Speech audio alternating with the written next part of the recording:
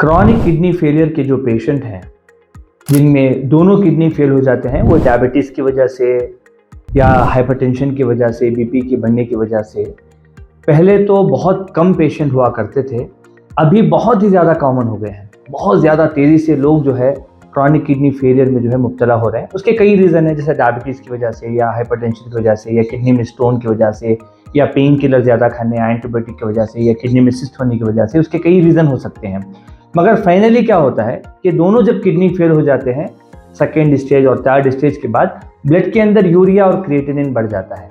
तब जाहिर सी बात है डायलिसिस और ट्रांसप्लांटेशन की जो है नौबत आती है। तो ऐसे ही दो पेशेंट्स की रिपोर्ट मैं आपको बताऊंगा कि उसमें से हमारे पास एक पेशेंट आए थे।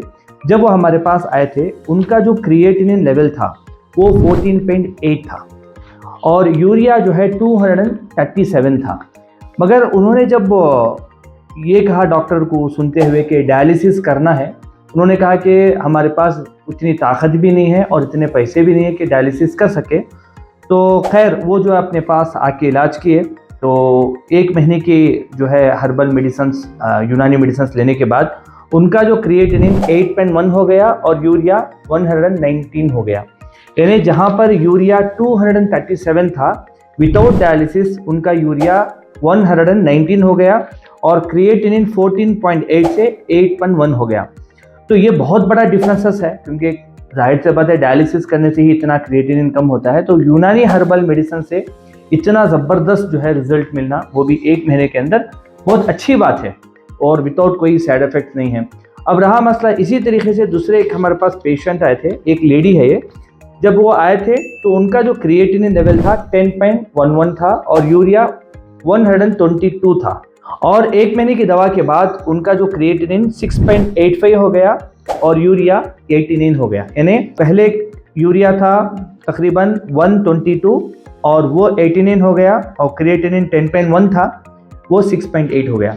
अच्छा, इसका मतलब ये नहीं कि कम्प्लीटली अच्छे हो गए, कि क्यूर हो गए इसके बाद उनको, ऐसा कुछ नहीं है, क्योंकि सिर्फ दवाओं के ज़रिए से और डायलिसिस के बगैर इतना कम होना, वो भी यूनानी हर्बल मेडिसिन जिसमें कोई ज़्यादा कुछ साइड इफ़ेक्ट नहीं है, खाएंगे तो फ़ायदा होगा, नुकसान इसके अंदर नहीं है। और अपने यूनानी हर्बल मेडिसिन के साथ आप एलोपैथिक मेडिसिन भी अगर कोई ले रहे हैं, बीपी के लिए, कैल्शियम के लिए या जो है डायबिटीज़ के लिए, तो ये सारे मेडिसिन हमारे एलोपैथिक मेडिसिन आप ले सकते हो यूनानी मेडिसिन के साथ, इसका कोई साइड इफ़ेक्ट नहीं है। बहुत सारे लोग यही सवाल करते हैं कि क्या यूनानी मेडिसिन के साथ आप इंग्लिश मेडिसिन यानी एलोपैथिक मेडिसिन ले सकते हैं कि नहीं ले सकते। कई लोग बोलते हैं कि नहीं लेना चाहिए, और जो लोग बोलते हैं उनको यूनानी का ABCD भी नहीं मालूम है। तो ऐसा नहीं है, क्योंकि मैं खुद भी जो है यूनानी मेडिसिन में BOMS MD हूँ, डॉक्टर ऑफ मेडिसिन हूँ, और मैं एलोपैथिक से post graduation diploma in emergency medicine किया हूँ।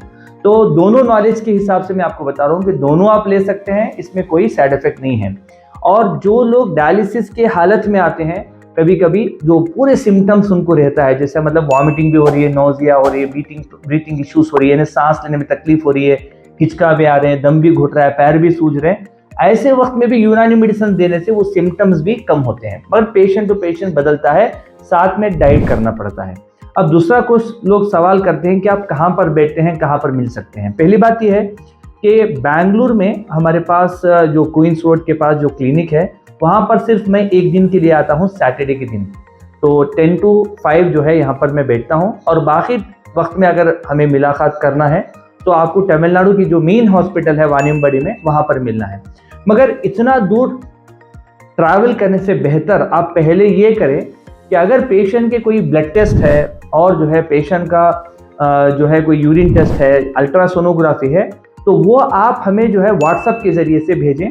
और व्हाट्सएप पे हमारे जो असिस्टेंट डॉक्टर्स हैं, पहले आपको सारा बता के, आपको अगर करीब है तो बुला लेंगे। अगर आप बेंगलुरु में हैं तो एवरी सैटरडे हम आपको बुला लेंगे। अगर आप काफ़ी दूर हैं तो जो है आप पहले ट्राई करिए कि रिपोर्ट दें, हो सका तो हम भी आपको वीडियो कॉल करके बात कर लेंगे ज़रूरत पड़ने पे, और उसके बाद दवा कुरियर से भी हम भेज सकते हैं, उसका कोई बड़ा मसला नहीं है। अब जो लोग डायलिसिस में चले गए हैं, तो ऐसे लोग भी जो है अगर आप यूनानी मेडिसिन स्टार्ट कर देते हैं, उनको भी काफ़ी हद तक फ़ायदा होने के चांसेस हैं।